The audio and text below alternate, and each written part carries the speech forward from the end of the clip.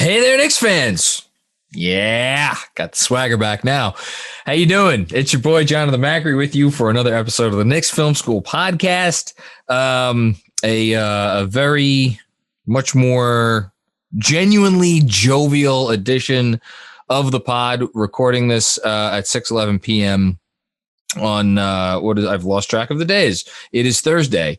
And I'm joined, of course, by my compatriot all the way through these playoffs, Jeremy Cohen. Hello, sir. How are you feeling today? No silver linings today, John. Just gold linings. Yeah. It's all gold. Yeah, exactly. That was great. It was a really exciting game.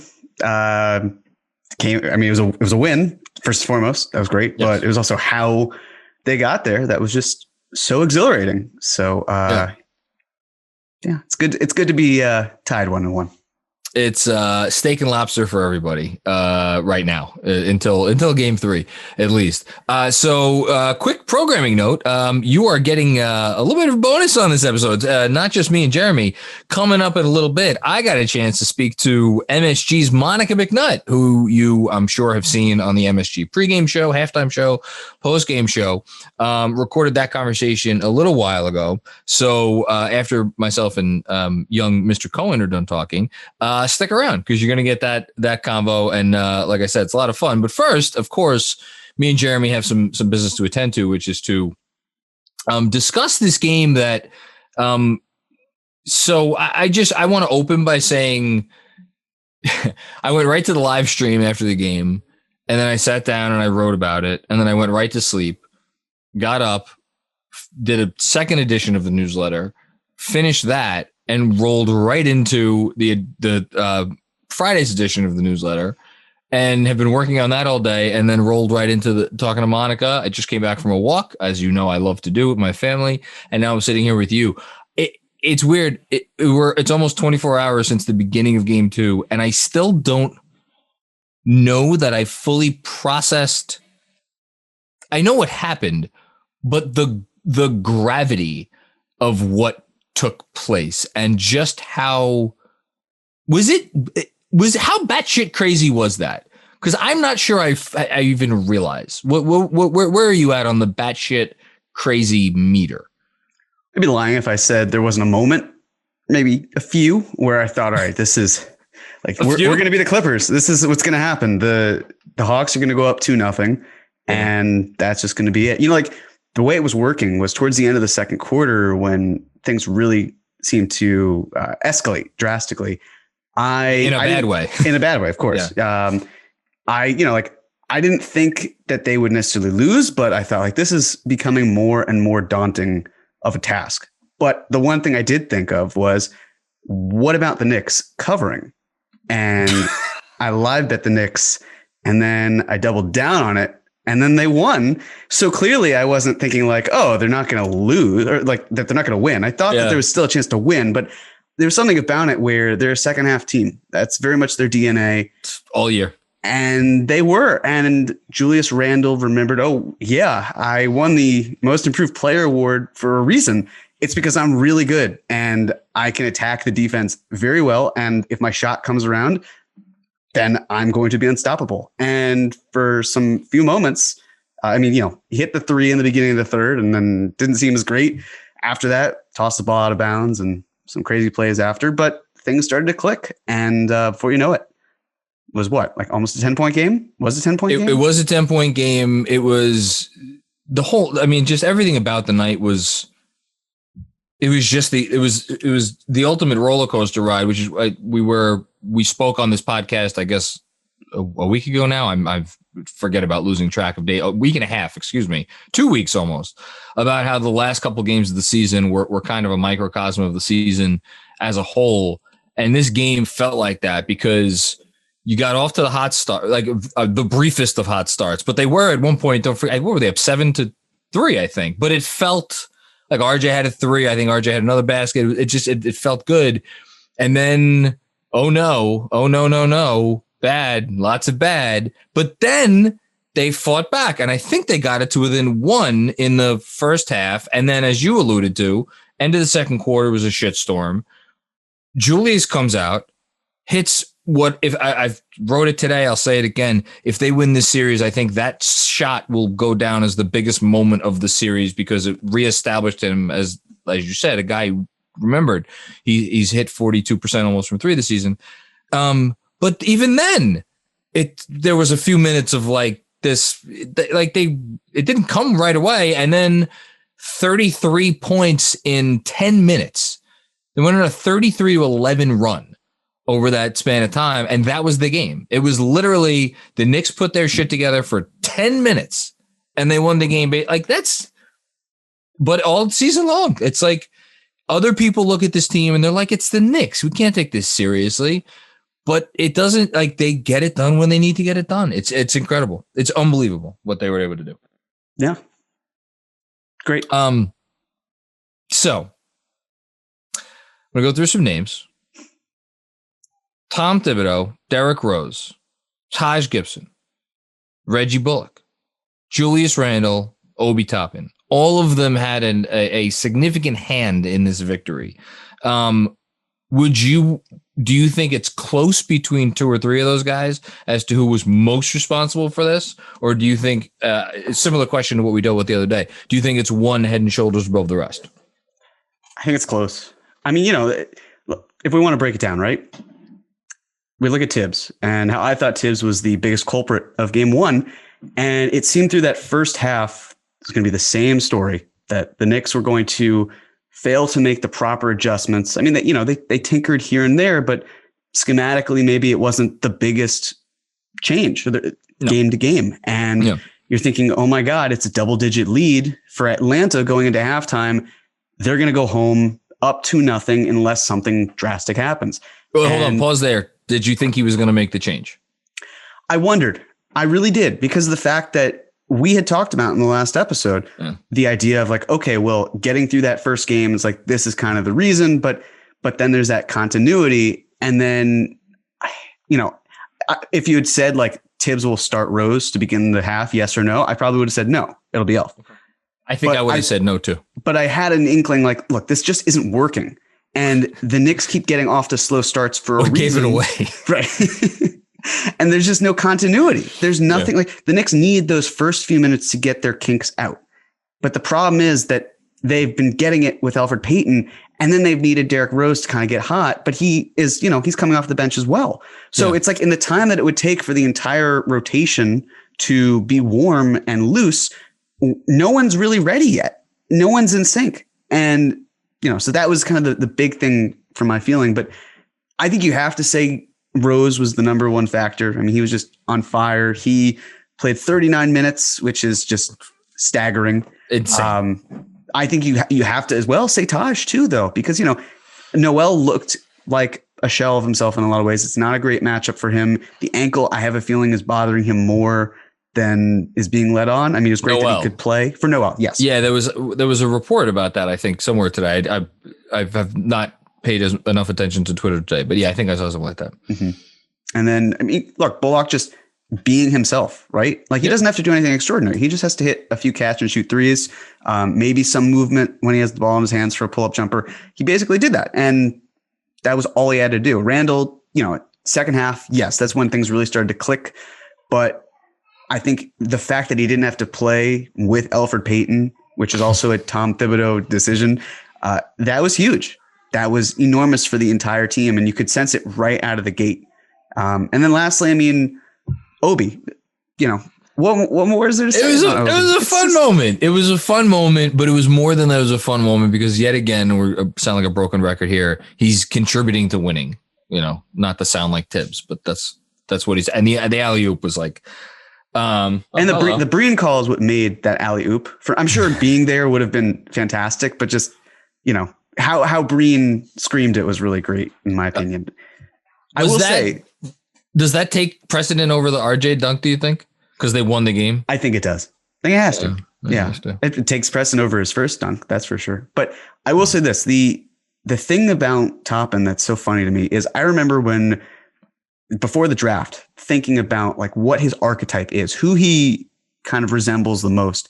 And I know you felt this. I felt this way too. The idea of like a John Collins, but I know where you're without the defense. And we're now seeing Obi Toppin and John Collins in the same series together. And, game one, I mean, Collins was fine. I thought overall hit some nice a couple of nice shots. lobs. But we're talking about now like Toppin playing, certainly outplaying him in game two and leading to winning basketball also on the defensive end. Yes. I mean, he was so active defensively, especially on that play before him getting the alley-oop. Yes. Yes. I think he deflected it and blocked it. Well, that was, I think, a couple plays. I think that was a couple plays before the play immediately before the alley-oop. He just played some really nice defense on Gallinari. Right.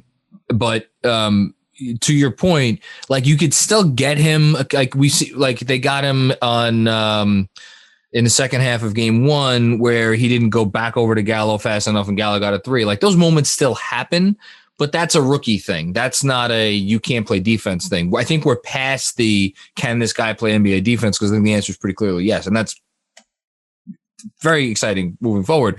I think it has to go to Rose. I love Taj Gibson. Like I love, actually, I hope I don't know if my dad listens to every podcast. If you're listening to this, I'm sorry for what I'm about to say. I love him like a father. Even though I think he's younger than me. It's fine. He's like, but he's Taj. He's like all of our dads. All due respect to him, all due respect to Tibbs for making some adjustments at halftime. This was the Derrick Rose game as far as I'm concerned, because I mean, what more is there to say? Derrick Rose is amazing. He can manufacture. And the crazy thing is he didn't even shoot it that well. He was only 9 of 21. I saw that today and I'm like, how is he only 9 of 21? But he was. He just has a sense of the moment. You could argue he made the biggest bucket of the game when they were tied in the fourth quarter with, they were tied at 91, right? Yeah. Mm-hmm. And he put them up. So yeah, I think it's Rose. So someone asked on last night's live stream, and I'll say my answer and then I'm curious what yours is. This was your favorite Knicks win since when? I said it was since the Game 7 2000 Eastern Conference semifinals against Miami. For me personally, this was above any regular season win, and it was above anything from 2012-13. What say you? Man, it's been so long that I don't know. Maybe it's the Miami win, the win against the Heat in 2011. Oh wait, was after a regular season win. No. I'm talking about the series where the playoff series where the Knicks won game 4. Oh, when they were down 3-0 or they were down 0-3. Right. Yeah.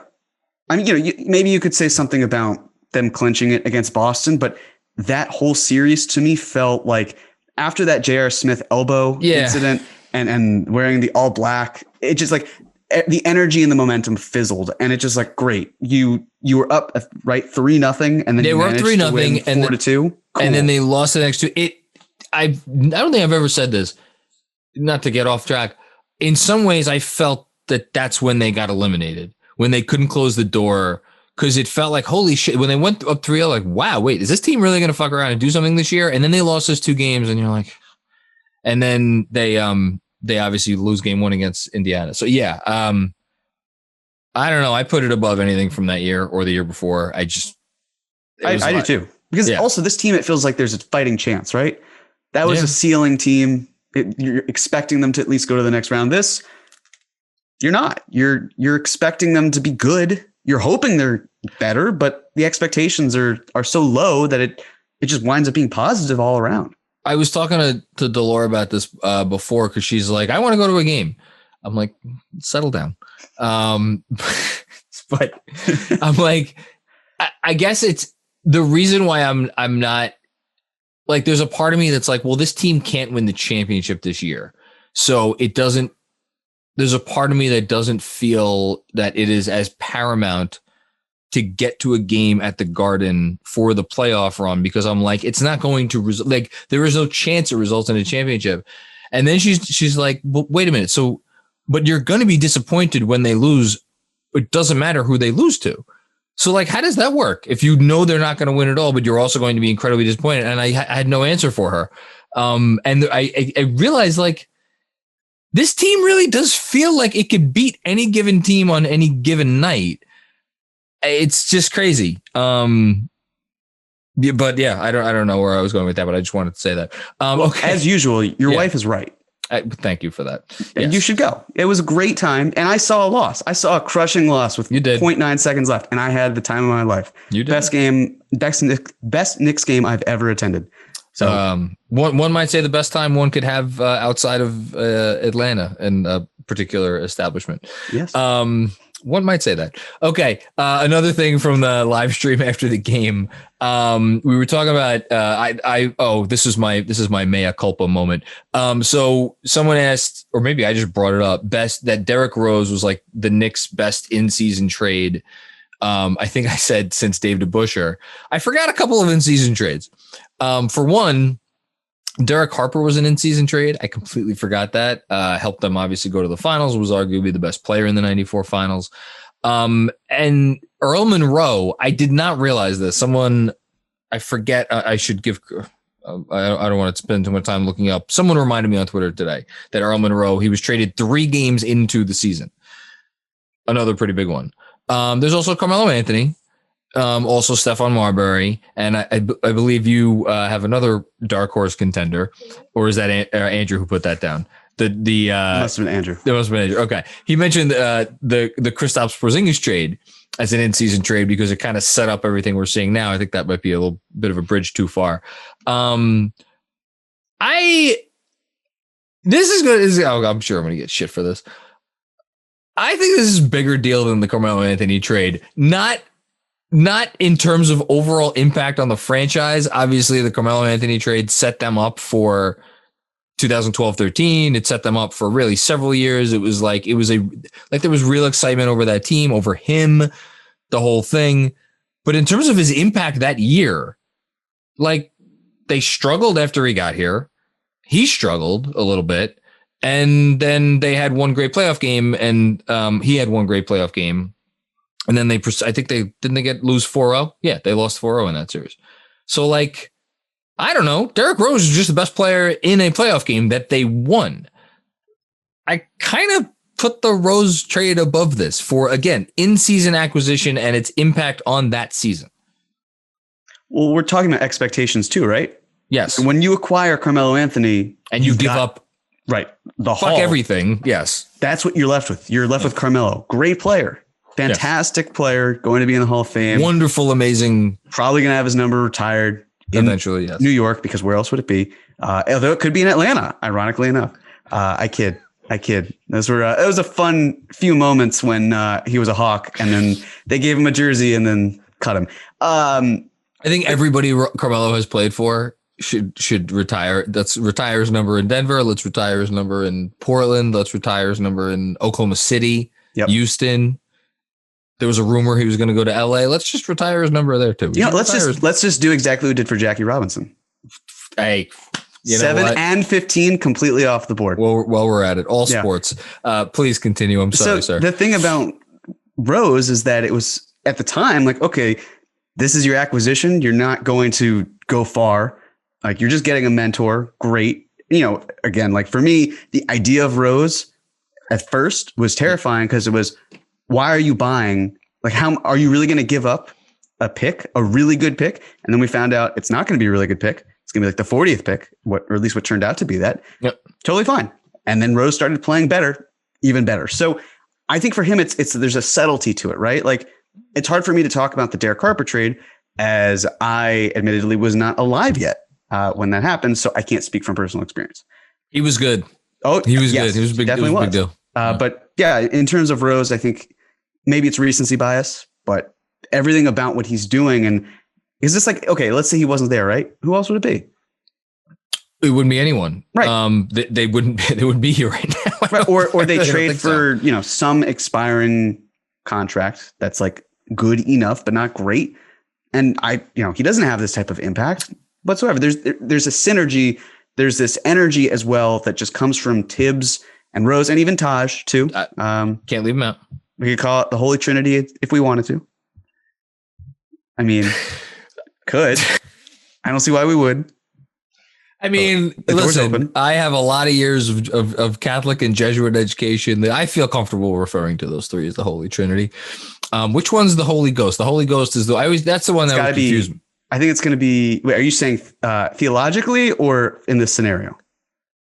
In this scenario, one of those three has to be because there's Jesus, who's the Son of God. Yes. Then there's the God, who's God. And then there's the Holy Ghost. Now, these are all three the same person, but they're all different. Right. But at least you could visualize Son and Dad. Holy Ghost is like out in the So the ether. Holy Ghost has to be Tibbs. It has to be Tibbs because he's on the sidelines. Right. And the Father has to be Taj. Has to be Taj. And the Son is Jesus. Is Derrick Rose. So Derrick Rose is Jesus. I think that's hey, holy shit, he has the fucking God's son. Oh my goodness. The perfect grouping.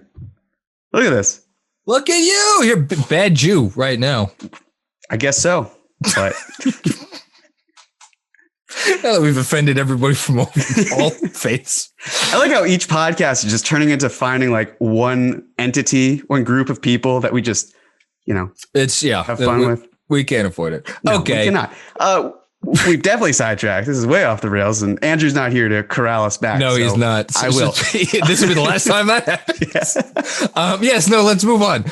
So emerging subplots in this series, and then we'll do a quick Game 3 preview, and then we'll get to my interview with Monica. All right, I'm just going to actually read these off. Possible emerging subplots. You tell me which of these is the most interesting to you, and if you want to do alternatively, which one is not interesting to you. So here they are. Elfrid Payton's future in the rotation. Can we both agree not to pick this one? I don't want to talk about this. We can avoid it, especially because I'm fearful of what the answer is. I have nothing to say. There's nothing to add. What is there to say? The proof is in the pudding. We saw it. It was evident. We don't need to. Okay. And yet I still expect him to start, but whatever. There you go. Julius Randle's shooting struggles. Okay, we'll put that aside for a sec. Trae Young emerging is, I hate to say it, kind of was he a star already? I don't know. Can you be a star if you never make it to the playoffs? Whatever. He's emerging as something.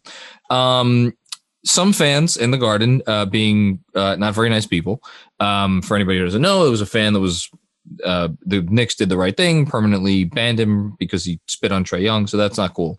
And then this Nerlens, I guess, Tripgate. Is there a Tripgate? Tripping Trae Young intentionally. I honestly, I'm not even really that privy to this. To me, the only subplot that I honestly really care about, all due respect to like anybody who has issues with like, I don't know, cursing chants, is if Randle, like, is there a chance that just Randle's going to struggle all series? I'd be lying if I said there wasn't a part of me that like, cause if he, let's just say for argument's sake, he comes out in the first half of Game 3 and it's like 2 for 8 or something with, 1 for 5 from 3 or something like that. Like, at what point do we begin to be like, wait a minute. Is maybe just this is not going to happen in these playoffs. So I'm paying attention to that. That's about it. You? Well, yeah, I have no interest in talking about the fans or Tripgate in the sense of, nope, it's in the past. Let's just move on. Yeah. No one wants not here to talk about the past, Jeremy. Right. There we go. There you go. Yeah. I will. Wow. That sounded a little foreign there. I will. I think the Randle thing is valid for sure, especially because we know how dominant he was against Atlanta this past year. Yeah. It's certainly concerning if he looks like he did for the first 6 quarters or so. I think the thing about Trae Young just emerging as a star, it takes players, I think, usually until their 3rd year to really break out. And that's fair. Trae has been phenomenal this series to the point where, I think with a much better point of attack, you could neutralize him even more. And the Knicks haven't really done that. I thought Elf, honestly, to start the game was okay in his few minutes, and then it kind of deviated from there, and he definitely got a little bit worse and then was yanked and didn't see the floor again. But, it's just, are you going to start Frank? I don't see it. I don't see you. Oh, God, no. That. We know that's not happening. Well, we knew that wasn't going to happen. Right. When we talked last point week. More, it's like, if you're not going to start Rose, if you're sticking with Payton, are you going to then play Rose for another 38, 39 minutes? Well, just really quickly, speaking of which, we talked about this on the last pod, the whole Tibbs philosophy. If your players are not, if your stars are out there longer than the other teams, then you have a better chance of winning. Yes. The fact that Nate McMillan was saying, like, we played our guys 35, 36, like playing them 40 minutes or so. That's asking a lot of them. What does that say to your team? Like, the idea of you can't play. Like, you can't endure that type of minutes, because if he puts Trae Young and Bogdanovich back in the game sooner, we're likely looking at a 2-0 deficit. Well, for the Knicks. Not. I don't know, but this was an analogy I saw, which I think was from The Athletic, where it was just like the idea of the Hawks had the opportunity to step on New York's neck and break it, and they didn't. They let the Knicks go. Yeah, but as a result, the Knicks won. Can I just say on that point, because I've been thinking a lot about this, they tied, not only did they tie the game, they tied the game with like 5 minutes left. Right. Or they were within one with 5 minutes left, and then they made it tied with 3. And it's not like like usually when you get a comeback, the guys making the comeback run out of gas. They didn't even expend any gas. They ran off a 9-0 run in about 90 seconds, if not less. But the thing is that if you bring those guys in earlier as well, you could stifle what the Knicks are doing or match them. I mean, it seemed every time during the game, before the second half, right? In the first half, and even in the third quarter, every time the Knicks would take a step, it seemed like the Hawks were in lockstep with Bogey them. Would hit a fucking fadeaway yeah.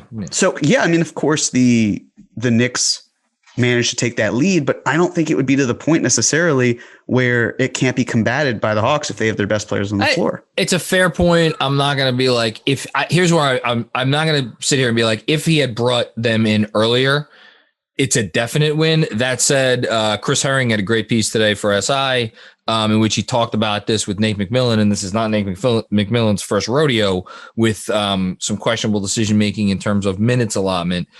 He referred, read the piece from Chris, but he referred back to when he was the Pacers coach. He didn't extend Victor Oladipo in a key game against the Cavs. Pacers ended up losing that series in 7. We'll see what happens here. So that's actually a good transition. So looking forward to game 3, Friday, 7:30. So tonight at 7:30, MSG, ESPN. Biggest thing you want to see happen differently. So again, went back and I rewatched most of the game 2. And I saw some people on Twitter saying that they still didn't think we were going after Trae Young enough on defense. They keep slotting Young on whichever wing. It's usually Reggie Bullock, but sometimes it's Alec Burks over in the corner, to the point where like you can't really do one-on-one damage from there. So then the question becomes, okay, do you bring that guy out and then, switch? Ultimately, this is going to come down to, are they going to make a decision? Are the Knicks going to make a decision to rejigger their offense and put Trae Young into high pick and rolls and force the issue? And how do you do that? If they're going to do you do that with Rose? And so do you run high pick and rolls with like Rose and Reggie Bullock, or Rose and Alec Burks, or Quickly and Bullock, or like whichever combination it is? Even RJ. Like, this is not something the Knicks have done all year. It is outside of their I want to say comfort zone, but as you mentioned, this is the playoffs. Things are different. So that's what I'm curious about moving forward. Do they get to a point where they resort to doing that on offense? Do they feel comfortable with that? Do they feel like that's going to be like, all right, we could pull this off and make it worth it for us? That's what I'm looking for. I think I'm looking more on the offensive end in terms of just not so much targeting Trae, but a lot of times the offense looked clunky. There were sluggish passes, or, when a player had an open shot, just neglected to take it. That kind of thing. Because the Knicks, I checked, they had the second best 3-point shooting percentage from March 1st to the end of the year. So, things are getting tighter, but something about the shooting has just kind of been off. And I do wonder if maybe the fans have some sort of impact. Maybe from a defensive standpoint, the fans are great.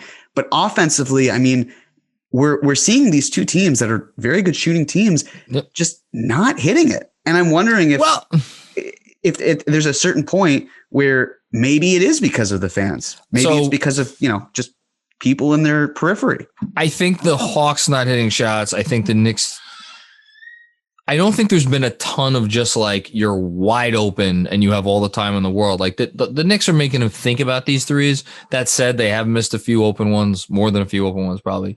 I asked here's a little tease. I asked Monica McNutt that exact question. Do you think the fans are getting, and I'll listen for that. Listen for her answer. Okay.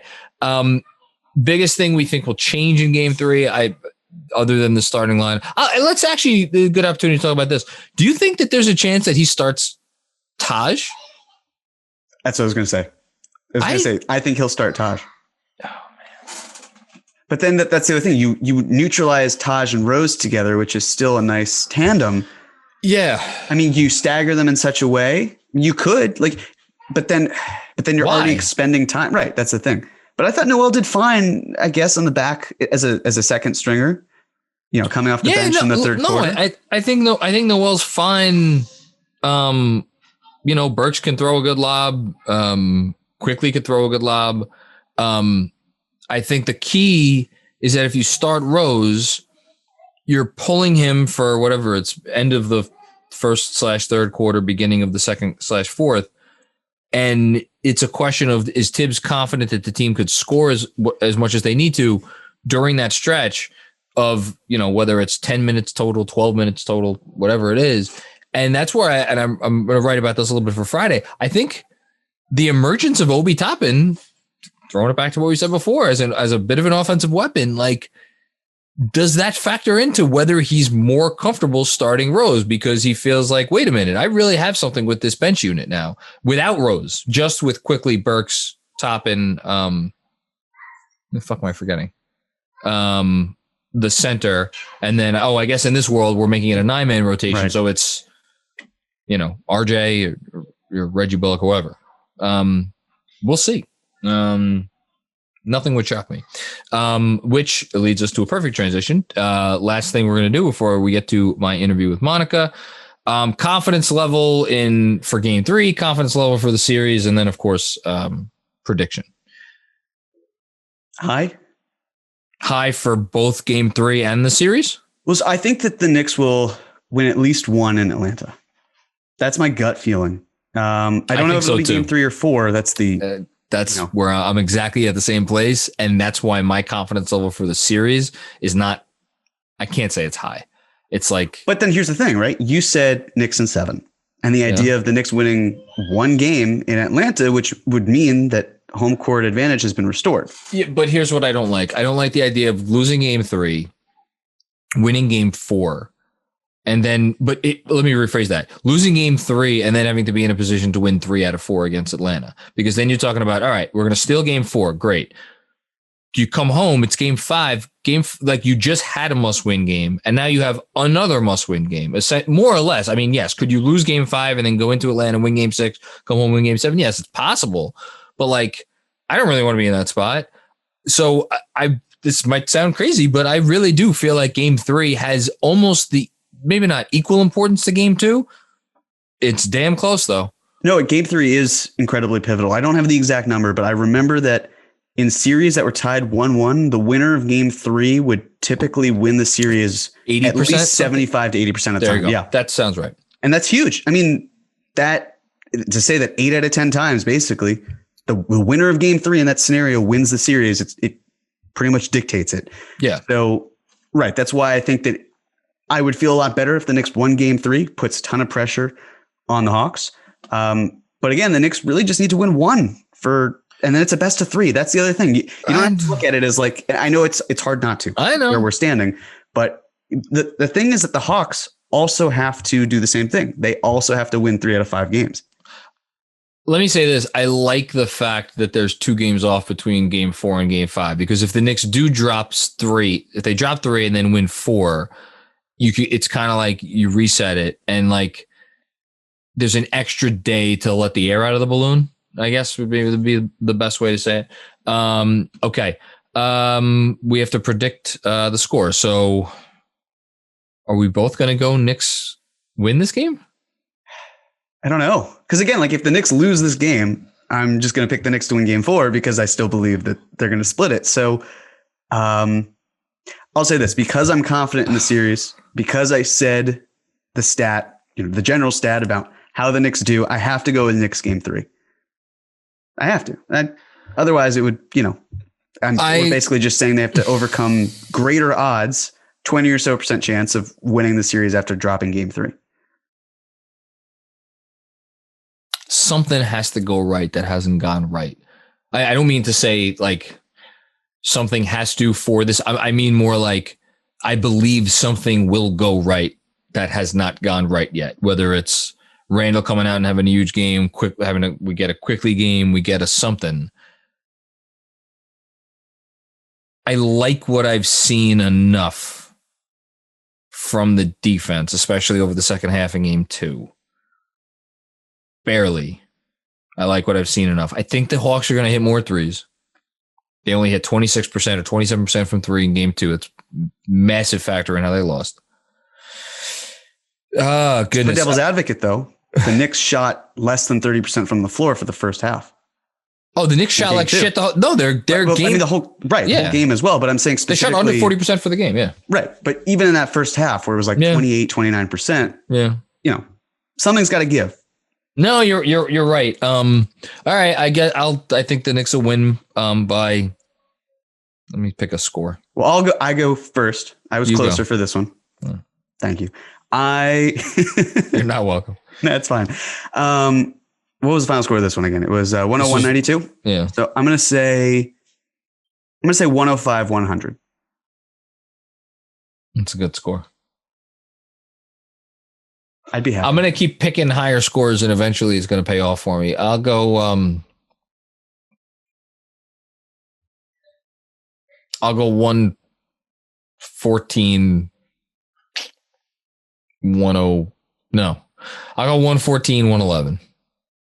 114, 111. Is that a buzzer beater 3? I don't know. That's not required of me at this point. Okay. Jeremy, anything else from you before we get to the second half of the podcast? Jalen Jacoby had a really fascinating stat I just want to share. Please. That Julius Randle last night, 0-15 opponent shooting as the primary defender. That's I saw that. Yeah. Just incredible. The most misses without a make by a primary defender in the postseason since the 2013-2014 season.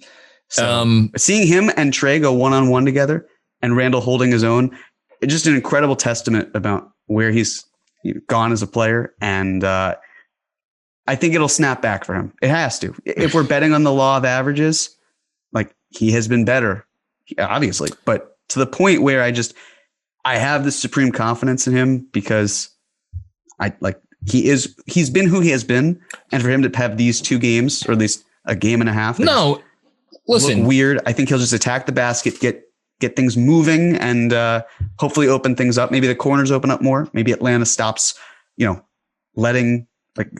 focusing all their attention on Randall. Very, very quickly, what did he have this game? What did he score? Randall, was it 16, 13, 12, with something in that range? 15 on 16 shots. Okay, it was 15, and which is the same amount that he scored in game 1, I believe, right? Mm-hmm. Okay, so he has combined in 2 games for 7 fewer points than he averaged per game in this series throughout the regular season. And I'm sorry, I've been the one who's making the point about don't take what happened in the regular season. I do think that what Randall did in the regular season should at some point translate. And so I agree with you. You could look at it like, the Hawks did their job. They took 1 on the road. I look at it the other way. We've not yet gotten a Randall game, and the Knicks survived that once, and they almost survived it twice. So Knicks win game 3. Knicks still win the series in 7.